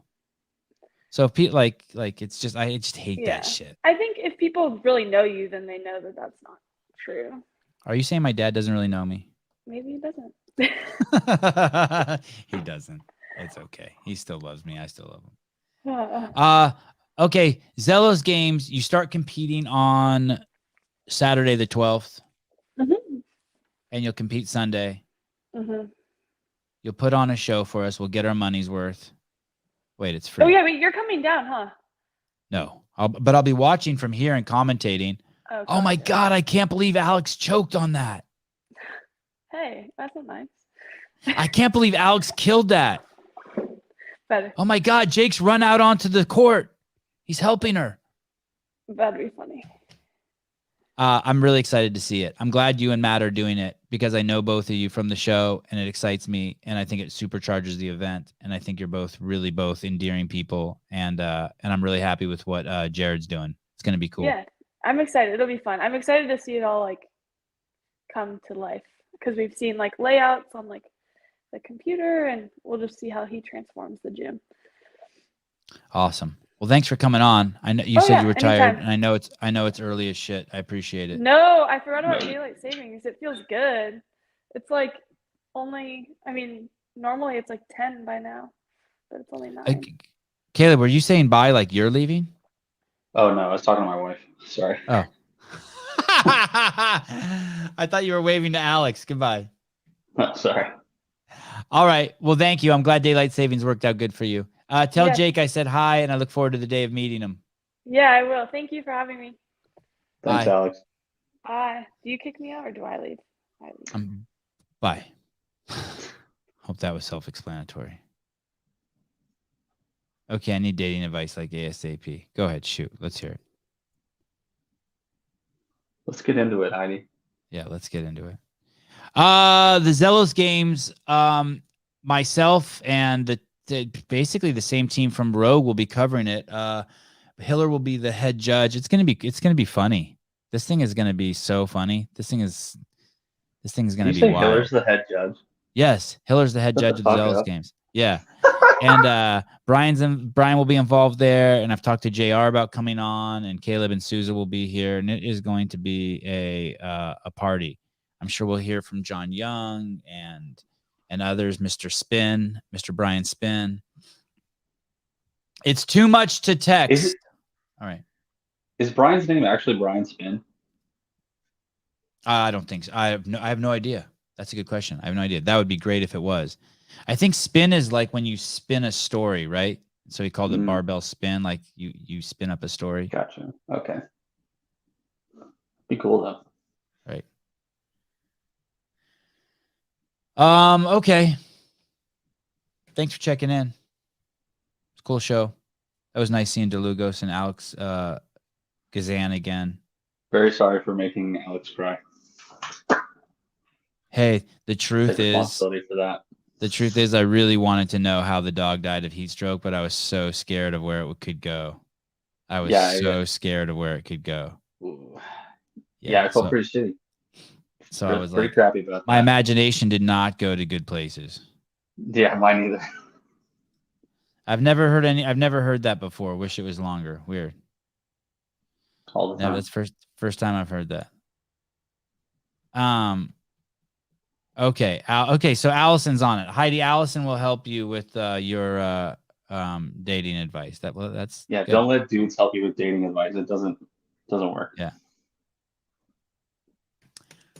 All right, guys. I just looked to see who we had on tomorrow. I didn't even mention it. I don't know where I am. I'm in outer space right now. Tomorrow we have an affiliate show. Cody Bradburn. Sweet. We just had another show scheduled for next. Oh, it's not till next week though. Tuesday, Devin Kim. Wednesday, we have 2 shows, Christine Kohlenbrander and Aaron Cairo. If you don't know who Aaron Cairo is, it's at 7 p.m.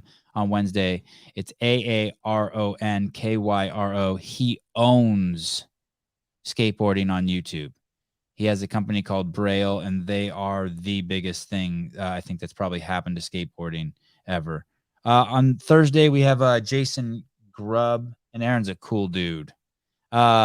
Jason he's either adaptive or masters athlete, 4-time champ, been on the show before, super nice guy. I think he's there to promote. Is he a mayhem guy?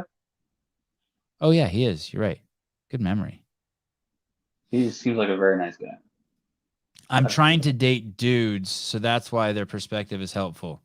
Maybe we should have a Heidi dating show instead of a Danielle Brander. Guys are torn between wanting to be nice to you and what they want from you and what they want to do to you. They're a disaster. They're like a porcupine that wants to hug you. I'm actually having this fascinating conversation with this lady. We just moved it over from Instagram to text, and I'm really excited. Ooh, things are getting serious. Yeah, and she's Heidi, That's how you do it. You move from Instagram DMs to somebody texting you, and that's a progression in a relationship. You should try it sometime. This lady's so cool. So she's a lesbian who is raising a boy. That's all I know. And she every once in a while she sends me a text telling me like some stories. And she told me a story the other day about going into the men's room with her son, and it was so fucking funny. I started laughing so loud. But the fact that she's sharing these like mother-son moments with me, just it warms my heart, and I just fucking love it. But basically, I think it's okay to tell the story because no one knows who she is, but she went to the bathroom with her son in the men's room. And I haven't asked her this yet. I'll ask her, but I'm assuming she went in there just because she wanted the boy doesn't have a father, but she wants her son to use the men's restroom. So she cruises in there, by the way, which is totally fine. I have a complete double standard that I'm completely open with. Women, you are more than welcome in the men's bathroom. It's the men I don't want going into the women's bathroom. That if you have a penis, you cannot go into the women's bathroom because of some issues that we have across the board. There's no exception. We can't be in there. And so she goes into the men's bathroom with her son, and her son's using the urinal. And this is such a typical boy thing. She sees her son looking over at a guy's dick in the urinal next to him. And that's the thing do you remember being a little boy and going to the urinal and you're just like, you're torn between wanting to see what's going on in the other ones and not look. And she said she caught her son checking out the dude's dick at the urinal. And she's like, hey. And she said she used her deepest butch voice. That was her words to me. And I just when she told me that, I just wanted to fucking hug the shit out of her. What a great story. Like, she'll have that story with her son now for the rest of her life. They'll be laughing about it when he's going to hang that over his head for the rest of his life. He'll be embarrassed until he's 30. Yeah. I mean, it's those are the things that make being a parent so good. So yeah. Okay. So I finally I'll be texting with her, and that's going to add, I think, value to my life. All right. That's it. A lot of nice things said about Danny Spiegel on the show today. It's balance in the universe. We're making up for all the bad things we've said about Danny Spiegel. Right.